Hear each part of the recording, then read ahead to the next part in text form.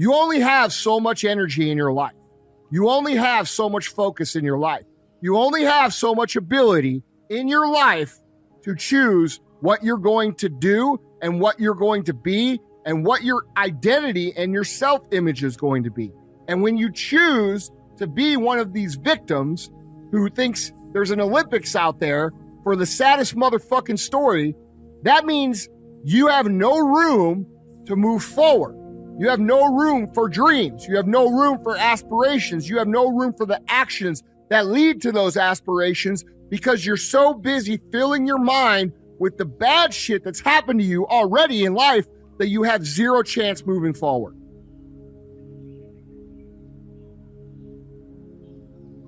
Explain how that makes sense.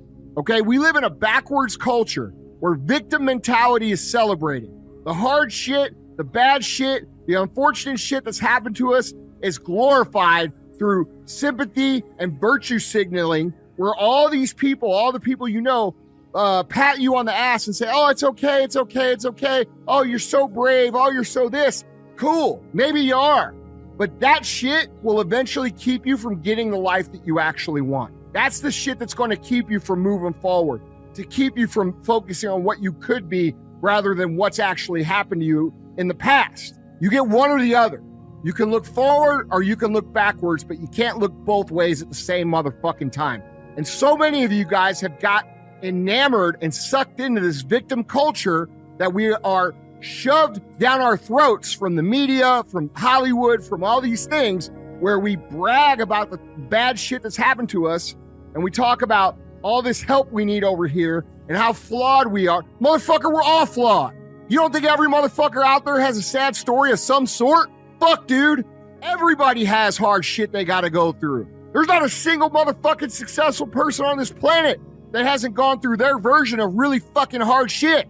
But I learned along the way, everything that's happening to you is God is processing. Every difficult moment you're having, He just processing. That's all He's doing.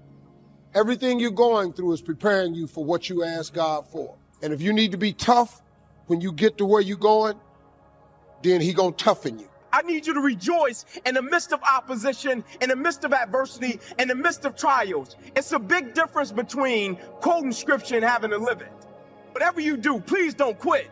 The danger of quitting is it has the possibility to become a habit, and then before long, you'll look up and you'll quit on your wife, you'll quit on your relationship with God, you'll quit on anything that brings a level of discomfort, and it doesn't give you the validation you want because you're not getting it and because you're not cut like that.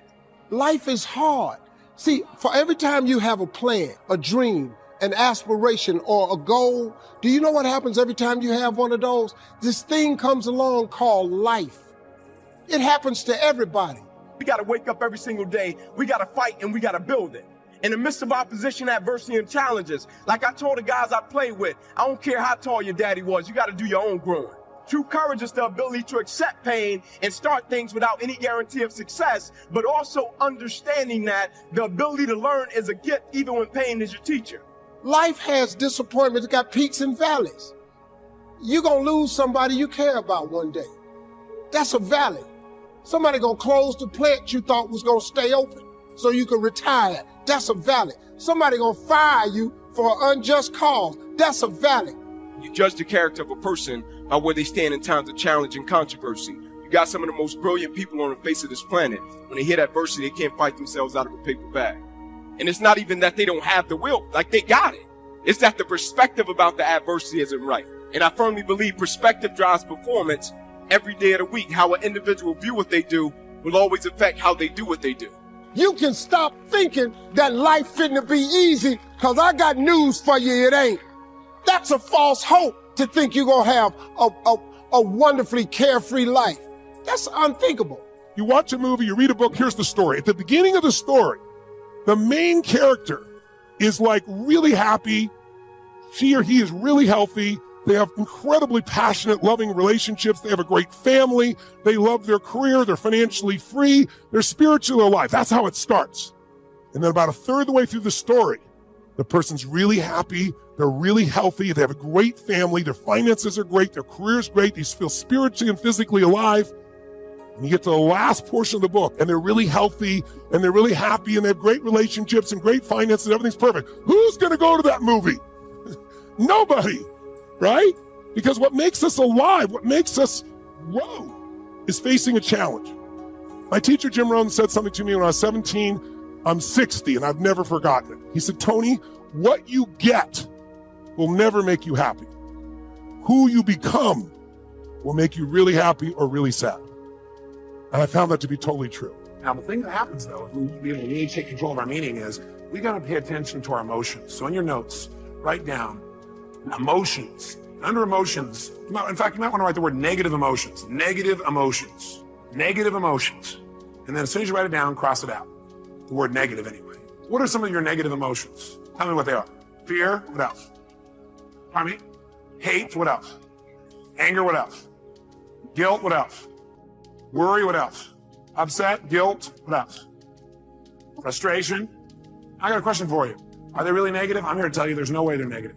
Every emotion you've ever had in your life serves a purpose. The reason it's negative is you've been calling it negative instead of getting the message it's been trying to give you. Every emotion you have, including those you think of as negative, those ones you call negative emotions, I call them emotional messages.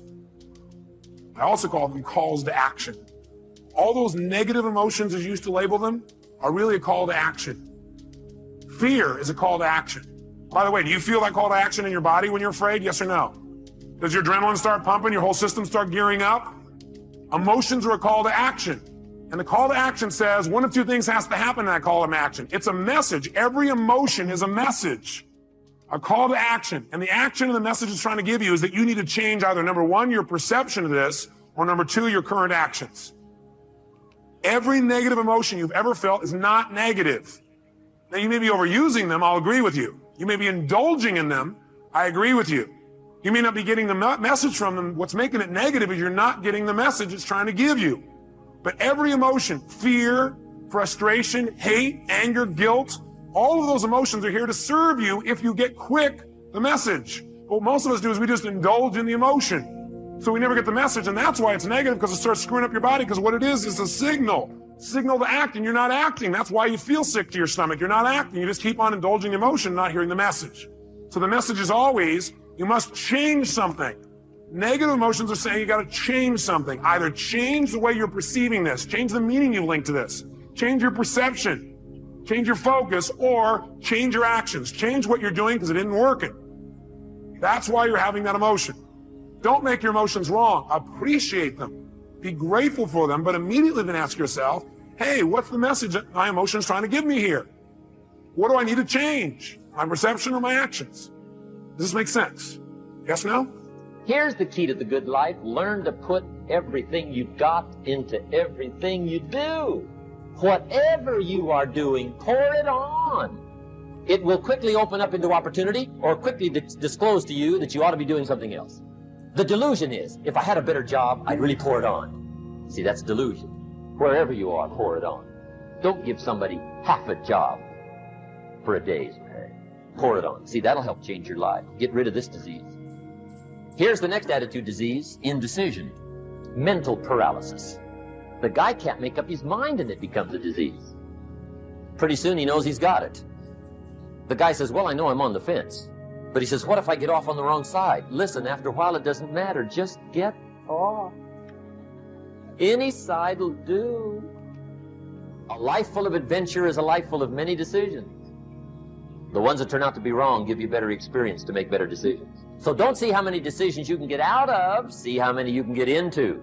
That's where the adventure is.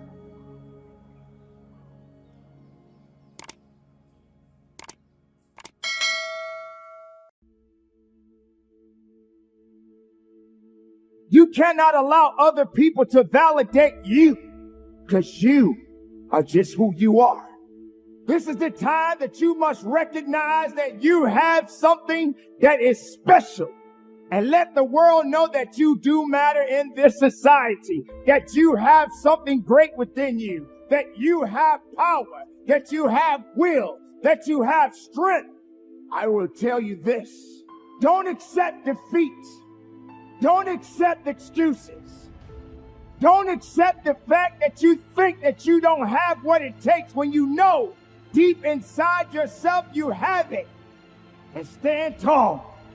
So prove them wrong, but prove yourself to be right. Right in your decisions, right in your mistakes, right in your failures. I'm telling you that you have to deflect instead of absorb the negative energy. None of us will truly know success until we understand what it means to be pushed down a few times. You can't get a win without a loss. You can't go further in life without taking a few steps back. But you got to have the faith in yourself. You got to believe, and you got to stand on it. And you got to know that you can do this and give it everything you have within yourself. You must understand that we all have unique qualities within us, but we have to apply ourselves day in and day out. Yes, there are people out there right now that doubt you. And no matter how hard you work at your craft, they will still find some fault in you. All of the hard work, all of the struggles, all of the mistakes, all of the setbacks are just a part of your growth. Some people living in very bad parts of the world that are subject to all kinds of difficulties at the hands of someone else who are probably going to disagree with that statement. But it's a collective consciousness, folks. It's just that certain parts of it hold more cards than the other parts, and so they tend to inflict themselves upon others. But you see, the reality that is, well, a lot of it is due to the corrupt and meaningless education systems that have been constructed for our societies. People are becoming more and more disconnected from the source, disconnected from self, and due to this lack of knowledge and this lack of understanding of reality, the world is becoming polarized. Because the less you know about the game of life and the less you remember that you're simply a player in the game of life, then the more senseless living becomes.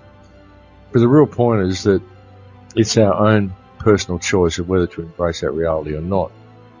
All of these negative things life itself is providing you with, these are simply tools. You know, all the stuff that's around you, these are simply tools, and you can do with it what you will, but a lot of people don't see it. It's not the tool that's the problem. You know, it's not the fact that such instruments of negativity are there for us to freely use. It's how people react to these tools. When you create yourself to make it, you're going to have to either let that creation go and take a chance on being loved or hated for who you really are, or you're going to have to kill who you really are and fall into your grave grasping onto a character that you never were. I saw this psychic palm reader sign, and she gave me a reading, and she said, you're about to do 3 things, 3 movies that will be very, very, very big and very important. And after that, it will be impossible for anyone to knock you down from that place. It's a series of like crushing disappointments, and I just go into a different gear. I go into, don't know how it's going to write itself, but it will. No, I don't know how.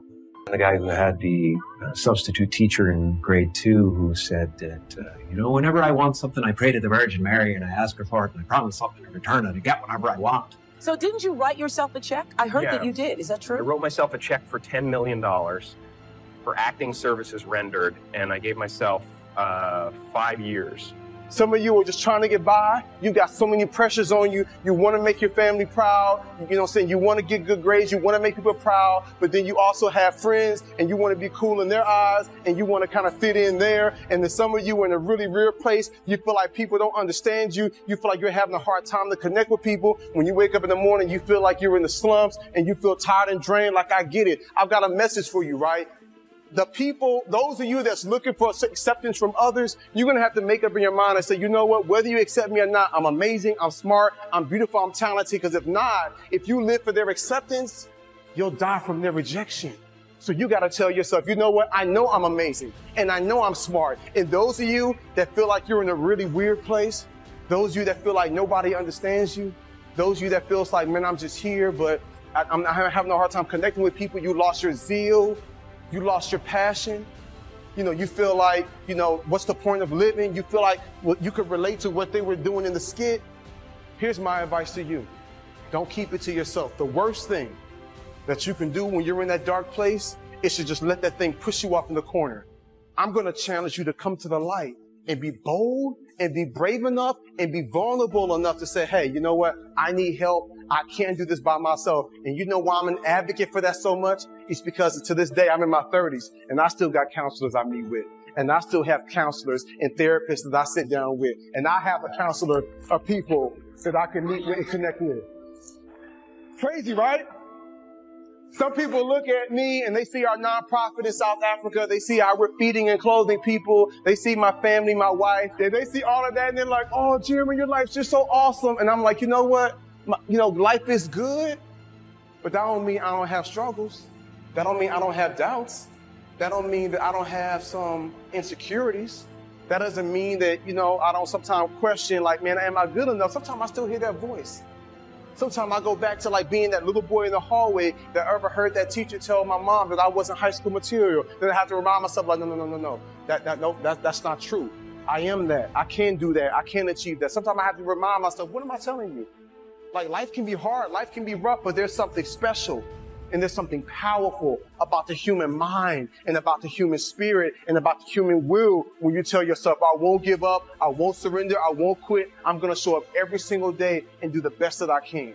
I saw myself walking across the stage at 191 pounds. That's what I had to get to get into the door. I saw myself 6 months, a year later, whatever it's going to take me to do it. I saw myself walking across that stage, getting that certificate of graduation from Buds. And I was able to be there, and that feeling that I was nowhere near that feeling, I was able to put myself there 1,000,000 times every day. And that feeling of like, my God, that is going to feel amazing. That's what made me suffer. That's what allowed the pain to be real and say, this is worth it. I want to feel for this next 18 months. It took me 18 months to finally become a Navy SEAL, to finally, just get through Buds. 18 months, it's 6 months. It took me 18. That's what woke me up every morning was, I'm gonna put myself through this much pain and suffering for a few seconds. That's all it is. A few seconds of joy. It's so worth it, man. That's what people don't get. So I'm able to put myself at the finish line, even though I have no finish line, but at the finish line of an event before I even start the to say, how are you going to feel at the end of this? Visualizing is my biggest tool of life. That's why I've been able to put myself in cold water, put myself in a 100-mile race millions of times before I've done it. And I'm able to go through the race and see how I'm going to feel at mile 50. Almost to the exact feeling. Right. So when it comes up, it's no surprise. It's no surprise. I've already done this 1,000,000 times. I recommended the last time I was here, the little book, Richest Man in Babylon, and I said, I've lectured now to over 3 million people. Guess how many have actually gone and got this little book? Answer, very few. My best guess is 10%. Such an easy thing to do. This little book, number one, is easy to find. Number two, it's easy to buy. The most you can pay for it, $6, $7, $8. You can borrow that from your kids. But if it's easy to find and easy to buy, and if it's easy to read, why wouldn't everybody go get it? We don't know. I don't know. Nobody knows. Here's how profound it is. Some do and some don't. Now here's the numbers. About 10% do.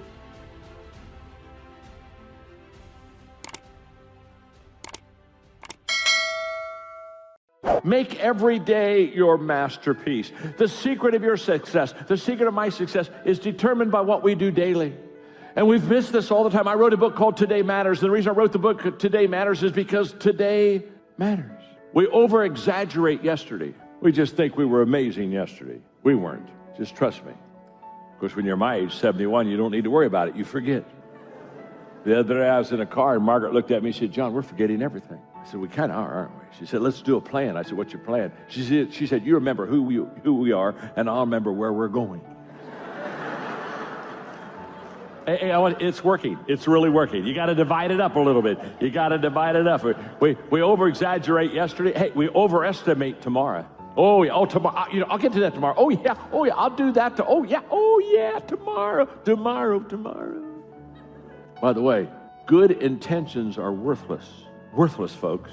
When are you going to fall out of love with good intentions? They're worthless. Good intentions are worthless unless they lead to good actions. Nobody ever had their life changed by somebody hoping, thinking. Good intentions are not enough. I wrote a book, I don't know, maybe 8-10 years ago called Put Your Dream to the Test. Okay. And it's just a good solid book. And in it, the kind of the thesis of that book was that the more valid reasons you have to accomplish a dream, the higher the odds are that you will.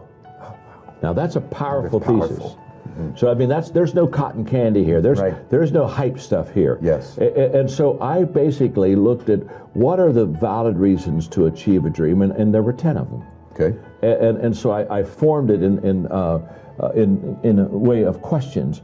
But the first question is your dream really your dream?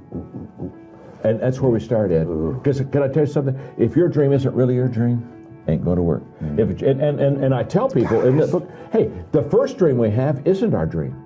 Yes. It's our parents' dream. So my mom and dad, when I was 7, they thought I was going to be a musician. And so I've taken piano lessons from the 7 years old to about 13. I wasn't any good in piano. It wasn't your giftedness. It wasn't my gift, but they're so proud. They go to my recitals and clap. You see, I'm living their dream. I'm playing the piano. I can't play the piano. I'm not very good at it. I'm not gifted, but it doesn't matter.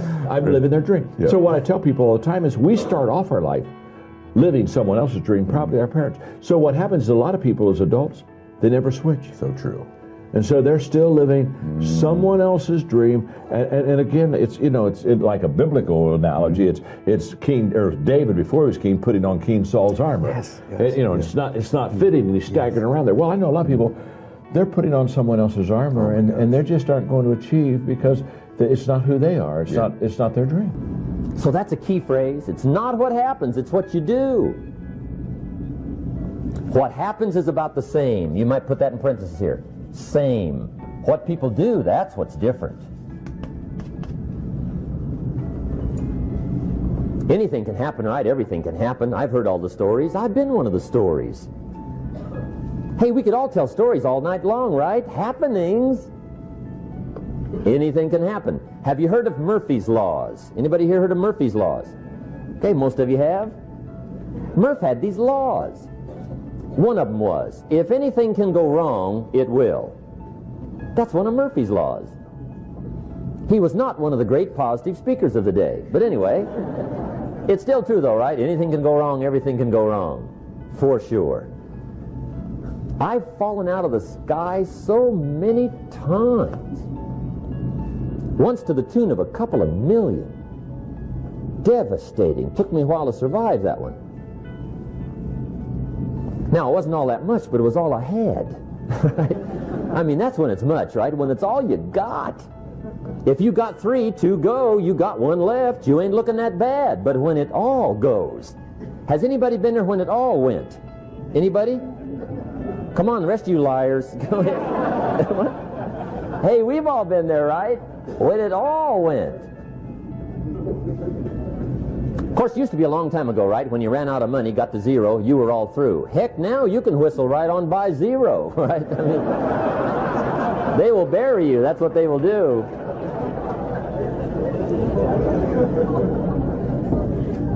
But see, those are the happenings, right? Everything can happen. Anything can happen. But it's not the happenings. It's what you do about it. Somebody says, yeah, but you don't understand the disappointments I've had. Come on. Everybody's had their share. Disappointments are not special gifts reserved for the poor. Everybody has them. The difference is what you do about it. It's not the weather. I used to blame the weather, and I discovered it rains on the rich. So see, that won't help. 2 men wake up one morning, there's a rainstorm on. One of them looks out his window, sees the rainstorm, and he says, wow, what a storm. With weather like this, they can't expect you to go out and make sales. He stays home. Same morning, the other guy looks out his window, sees the same storm, says, wow, what a storm. But he says, you know what, with weather like this, what a great day to go out and make sales. Most everybody will probably be home, especially the salesman.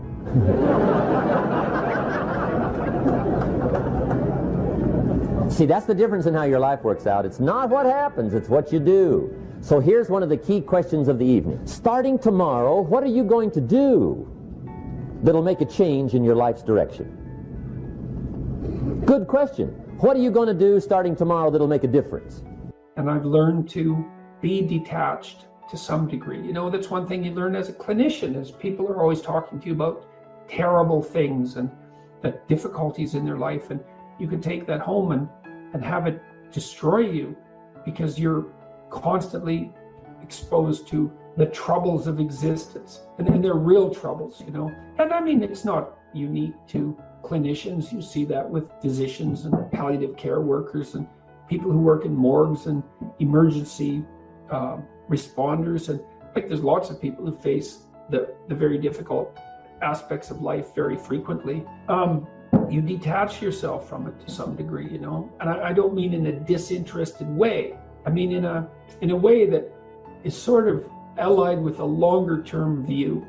You know, like if I'm doing an interview now with someone who's attacking me, and I can get irritable. I think I was too irritable in the GQ interview, for example, which some of you might have watched. I think, well, I'm not going to jump to conclusions about how this is going to go, even with regards to how it feels right in the moment. We'll see how it unfolds across time.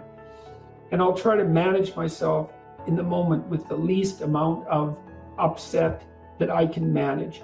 And it's part of the doctrine of minimal necessary force. Like one of the things I've learned, if you have a dispute with someone and it needs to be settled, and maybe they need to change more than you, and that's not always the case because sometimes the settling requires change on your part, but let's say that they have to be defeated in some sense in comparison to you. You don't want to defeat them any more than necessary. You know, it's like you don't knock your opponent to the ground and then jump up and down on them 3 or 4 times in triumph. You know, you pin them and then let them up. Minimal necessary force, because any more than that just produces a counter reaction. And so, and I guess the other thing is my motivation when I'm engaged, let's say in these discussions, is that I'm not trying to win the argument. I'm not trying to win. I'm trying to say what I think as clearly as I can. And there might be an element, one of the consequences of that might be what appears to be a victory, but the right victory is the victory for your ability to articulate what you believe. And that's what I'm trying to do. And so that's another reason to stay composed. It's like, well, okay, this person is just throwing a curveball at me. It's like, all right, so, well, I could be thinking, well, I don't want to be undermined by that, and I don't want to make a fool of myself, and I don't want to be put on the spot. And of course, all of those things are true. But mostly what I'm thinking about is, okay, well, now I've got that question. I want to answer as truthfully as I possibly can. What do I think about what was just said? And I'm not calculating the outcome. I'm assuming this is a mark of faith.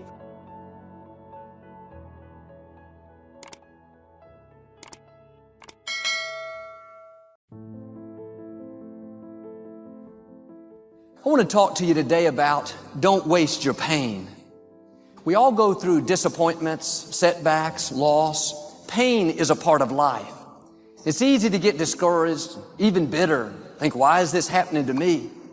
But one of the best principles I've learned is don't put a question mark where God has put a period. All of us have things we don't understand. One reason is we can't see the big picture for our lives. If you have a puzzle, on the front of the box, there's the picture. You see what it's supposed to look like. Maybe it's a sunset overlooking the ocean. As a whole, it's fantastic, so beautiful. But if you were to take one piece and isolate it, you would think, look at this funny looking piece. It's a mistake. It's not going to fit anywhere. It's an odd shape. There's nothing beautiful about it. But the fact is, that piece has a perfect place. It's already been fitted, planned, designed. When the other pieces come together, it will fit in. The reason you can't see it now is because they all are not in place yet. In the same way, Sometimes we look at pieces in our lives that don't make sense. Joel, I went through a divorce. I lost a loved one. I'm going through cancer. My business went down. This piece couldn't be a part of God's plan. But you have to trust that even in the painful times, the times you're hurting, you're lonely, you're taking the treatment, on the surface, that piece doesn't make sense. But God doesn't make any mistakes. He's already designed your life, laid out all the pieces down to the smallest details. And God never said that we would understand everything that happens along the way.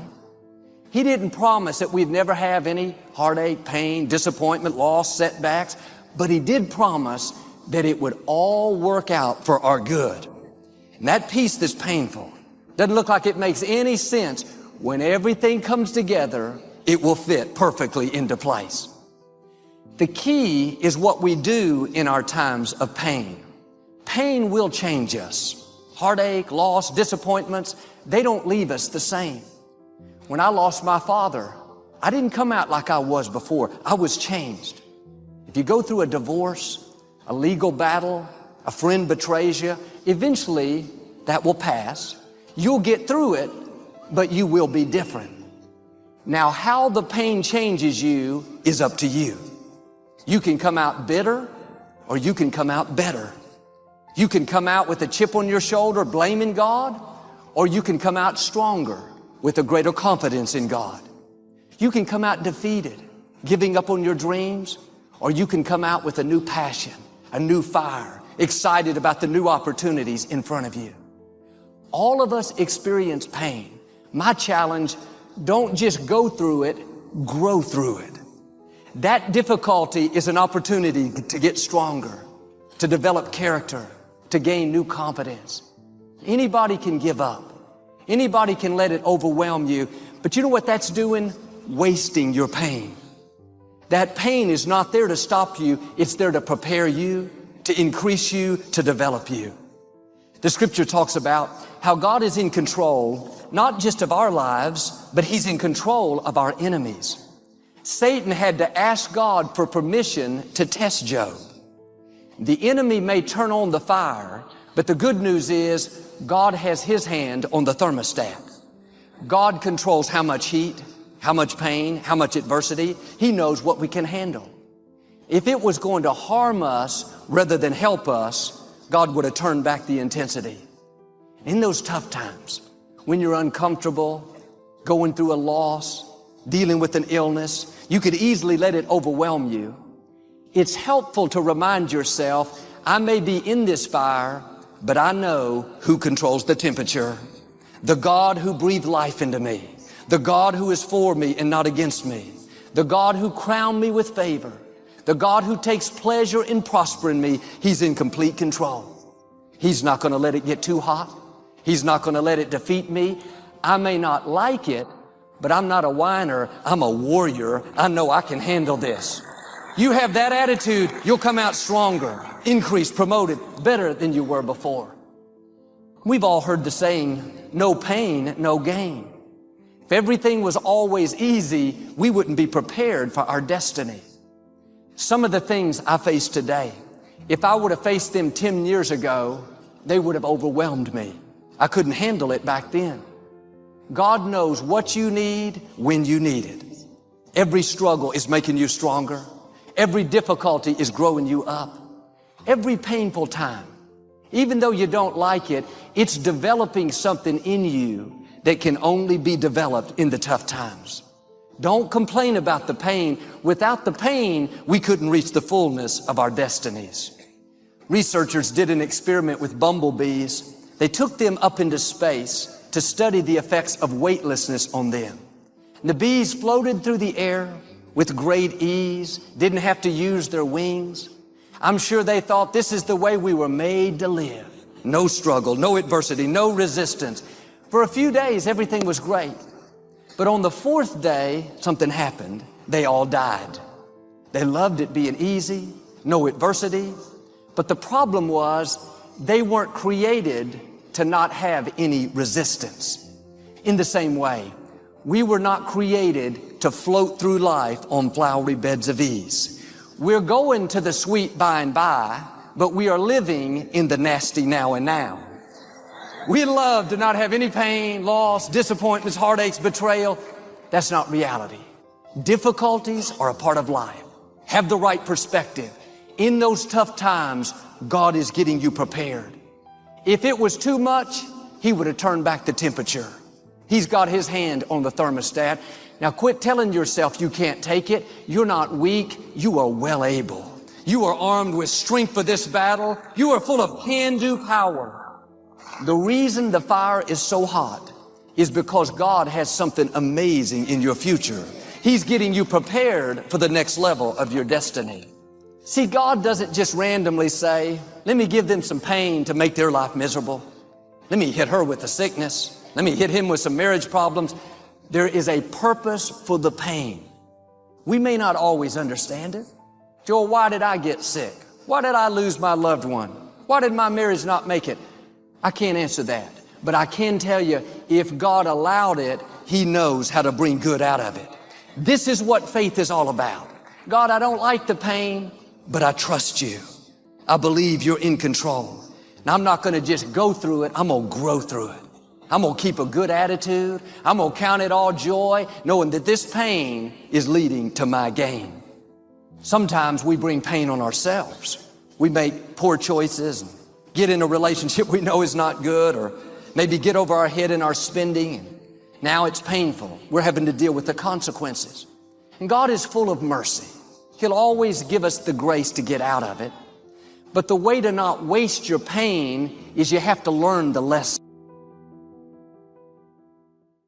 You know what makes the sun so important? It gives us gamma rays, ultraviolet rays, that provide chlorophyll for the plant to give us oxygen. So the sun is very important, it's valuable. In other words, your value is in your function. And that's how it works. If you don't feel valuable, it could be because we don't know why you are here. You know, you here all these years, we didn't know why. You're taking up space. You're wondering why we're walking past you, because we don't know why you're here. You can't ignore something if you know its value. And its value is in what? Its function. I mean, when your car's on E, I know you want to drive past that gas station, but that gas station got you. You got to pull into that fuel station. Why? Because it has something you need. The value is based on the purpose of the thing. Why were you born? What is your gift, your management gift? Purpose determines your value. A lack of self-discipline is a lack of knowing what you want in life. And when you don't know what you want, you won't have any self-discipline power to get there. And by the way, let me just warn you too. When you start being notarized for your gift, don't take it seriously. Because it ain't you they're interested in. You know, humility is sensibility. You stay humble because you know you don't come to me because you like me. You like what I got, that's all. When you go to a mango tree, you don't go to the leaves, you don't care about the branches, you don't even look at the bark. You go for what? The fruit. See, when you discover your gift, you even ain't got to look for followers. They find you. People bring their monies to you when you find your gift and start delivering it. A man's gift makes room for him. That means it forces space in the universe. They can't ignore you. Study yourself. This thing about business. Business is born when the solution is discovered. Your value comes from that solution. So don't seek business, seek solutions and seek problems, and then you begin to find attraction to your value. Whoever solves problems become wealthy. This is the heart of it. So businesses are all around us. The more problems in the world, the more business that exists. You know, when 9/11 took place some years ago, the airplanes hit that thing. Man, they shut down all the airlines. And boy, my first thought was, I wish I could be the company that invented the machine that you got to stand in and turn around like this. I mean, the fellows who build that machine now, billions of dollars. The little one, beep, beep, beep, beep. Oh Lord, please let me make that one right. 1 trillion of them for $50 each. Problems create business. 90% of success is in your head, between your ears. 10% is in your hands. You don't come success because you work hard. It's because you work smart. Smart people hire hard-working people. Are we still there? Are we still trying to buy chair, or are we going to make it of the tree? See? Not neglecting, first of all, the small daily discipline. Self-confidence really comes from feeling good about yourself.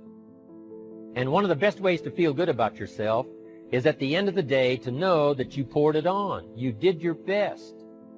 If you conducted a meeting, you did the best you could. If you made a phone call, it was the best phone call you could possibly make. If you wrote a letter, it wasn't a casual letter, it was your best letter. At the end of those kind of days, when you feel good about yourself, self-confidence starts to rise. You know that if you can have this kind of a good day, you can have another one the next day, and those days become the weeks become the months, and the month becomes a powerful year. Self-confidence comes from the lack of neglect. If you will not neglect to do the small daily disciplines, that's where self-confidence comes from. Part of good health is self-confidence. I know I'm going to be healthy. I take the Herbalife products. I eat the apple a day. I walk around the block. I do the jogging on the beach. At the end of the day, when you've really poured it on and you've done all the stuff, self-confidence grows. That self-confidence affects your health. It affects your future. It affects your psyche. So this is true. One of the great powers is self-confidence.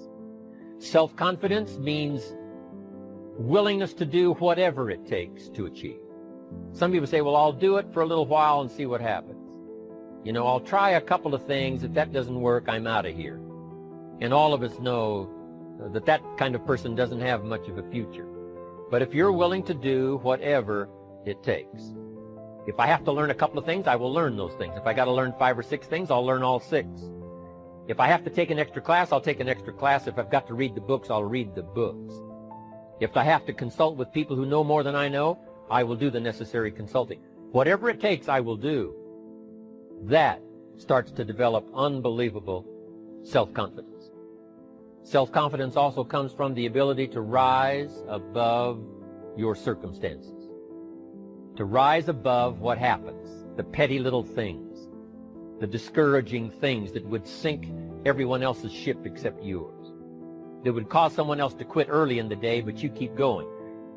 That kind of willingness to overcome all circumstances, whether it's the little challenges or the big challenges. If you're willing to do that, I promise you, this kind of power will work for you, and in you, the variable, it'll make a difference.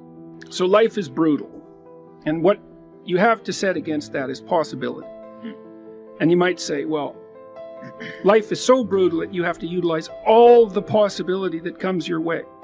You know, so an opportunity manifests itself and you turn it down. You ignore it, you let it drift away. It's like, that's one thing that you had against the horror of existence that you let go of. Mm-hmm. You let go of 10 of those things, man, you're on the street. Right. And it's no fun there. And it doesn't get better. And so there is a possibility that if you utilized all the possibility that was offered to you, that your life would be straight and clean and engaging and acceptable and positive. And that's worth finding out if that's the case, because it might be true. And so that's the reason to go out in the world and make some mistakes, you know? And then you're going to. And so it's okay. It's okay to make the mistakes. It's not so okay not to learn from them, because then you make the mistakes again. That seems pointless. And so you're moving towards wherever you're going, and it's working. And so you get some positive emotion. You get some motivation from this dopaminergic system that adds zest to life. It adds interest and engagement and meaning to life. It pulls you into life. And that's worth thinking about, I would say, because if you think about it, you know, might wonder about whether or not you should be engaged in life. And then if all of a sudden you're doing something, and because you're doing it, you get engaged in life, then it seems like that might be the very definition of a good thing. It's evidence.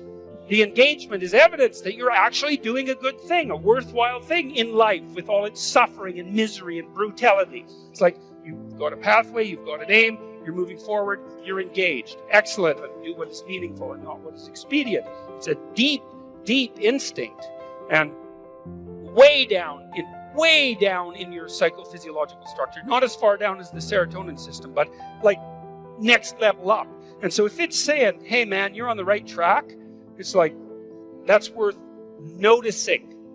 It's worth noticing. Now you can criticize it out of existence. You can question your aim continually. It's one of the, what would you call it, dangers of our capacity to abstract. But you know, if you're a smart person who doubts, you also might be smart enough now and then to doubt your doubt, and just to notice and to pay attention. And not only that's what you need to do, because you need to have a meaning in your life